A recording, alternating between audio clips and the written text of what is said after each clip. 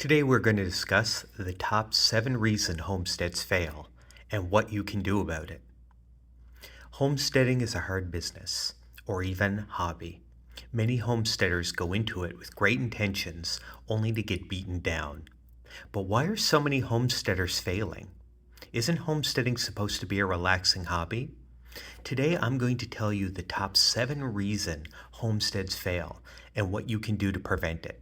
Stick around to the end because my number 1 reason is overlooked by almost everybody I know, but it is the most important consideration on a homestead. But first, let's start with number 7.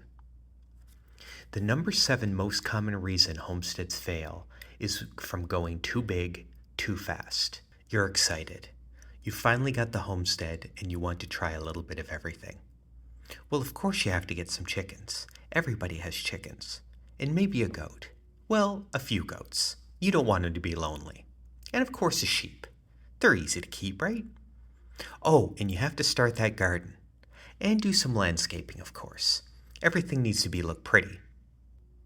You're probably safe from burnout during the honeymoon period, which typically lasts a couple of years. But this will set down a foundation that may cripple you for years to come. You want a garden and goats? Great. Goats certainly love to eat that garden. How do you plan to stop that? Or stop the goats from going anywhere for that matter? Are you going to have a fence? How much land do you have? Do you know how much it costs per foot to make that fence? Do you know that goats love to destroy fences? How do you plan to stop that? Do you have accommodating neighbors for when the chickens wander over onto their property? You know chickens can just jump over those fences, right? Are you going to make a chicken coop? When? How will you keep the foxes and raccoons out of that coop? Are you going to get a guard dog? Do you know how much a guard dog costs? Do you know how to train a livestock guardian dog? Is all this starting to sound a little overwhelming? Imagine living it. Start small. Start your garden. It won't run away. It'll allow you to test a very important few things on your property, which you really should already know about. But we'll get into those other things in a minute. The moral of the story, start small, build every year, or else you're going to find yourself in the number 6 reason why homesteads fail. Reason number 6, not enough money. But wait, you're moving out into the country to live off the land. Certainly that must be a cheaper place to live. That is a very common misconception. Homesteading may provide you with certain benefits, like fresh vegetables, eggs, and possibly some meat. But it's practically impossible to completely live off what you grow at a homestead.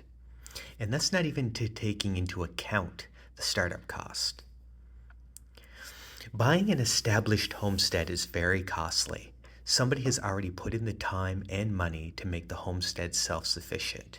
And you'll have to pay them what their time was worth in order to get that homestead from them. If you plan to buy empty land and convert it, that is going to be a huge upfront cost and can be very time-consuming. You'll probably need a loan, and it'll take years for things to be built, things to grow, and the dust to settle on that new homestead. Our last point of starting too big, too fast ties directly into this point. But even if you start very practically, with only exactly what you need to get started, it is still a huge cost, with a ton of hidden costs along the way. Are you going to be doing the labor yourself? Do you have that kind of time? Do you have the ability to build in blistering heat, pouring rain, or during a winter snowstorm? Can you afford to pay somebody else to do it? What if you get sick? The number 5 reason homesteads fail, you didn't research. We could talk all day about things you could fail to research. Right from the start, did you research zoning laws of your new homestead? Do you know what you're even allowed to have in your area? Do you know how many animals you can have? Oh, but you did figure that out. In fact, you made sure to move yourself way outside of the city into the middle of the country. You found the perfect location with the perfect zoning. That's great. Now, in that perfect location, how many other farms or homesteads are there? They are your competition. What are you going to provide that is better than what they already offer in their established market? What is your market? Where is your market? How are you going to get the goods there? How do you plan to get things to where you are? Do you have a truck? Can you haul hay, soil, rock, or fertilizer? How much will it cost to drive to your new location from wherever these products are located? What's the miles per gallon of your truck compared to the cost to grow, transport, and sell your goods? How good is your grow zone for what you plan to produce? Are the animals climate hardy for the area you're in? How far is the nearest vet? How expensive are they? Make sure you know the answers to the questions that are directly relevant to the things you plan to do before you start. The number 4th reason why homesteads fail: an incorrect work ethic. I wanted to title this a poor work ethic, but I'm not sure that's completely accurate. Plenty of people have a fine enough work ethic, but it doesn't necessarily match a homesteading's lifestyle. You may work really hard from 9 to 5 and then love to have fun in the evenings and sleep in the mornings. But that won't match a homesteading lifestyle. Are you ready to give up those late evenings for early mornings? Cows need to be milked first thing in the morning. And when's the best time to water a garden? That's right, before the sun hits it in the morning. Veggies will need to be picked fresh before any markets. So are you willing to change your lifestyle and your life schedule to make that happen? It can be the difference between success and failure. A garden will not wait until noon on weekends, nor will the animals. So these are the lifestyle changes you need to be aware of to be very successful. The number 3rd reason: no focus, no plan. This one is going to sound a lot like going too big too soon, but it's not exactly the same. Going too big might mean you have a plan, but you attempted too much of it at once. Another important aspect is having that plan from the start. What is your homestead going to be about? Surely you aren't just buying land and whatever animal or plant is available nearby or at the time. That'll never work. Different animals and different plants have different requirements, and your parcel of land will only accommodate certain requirements. Having a plan means you need to know what to look out for and have it tested to make sure you can house whatever it is you need to live on that land. Having a plan means you are prepared for the top 2 reasons that homesteads fail, and you can avoid those problems before they become an issue.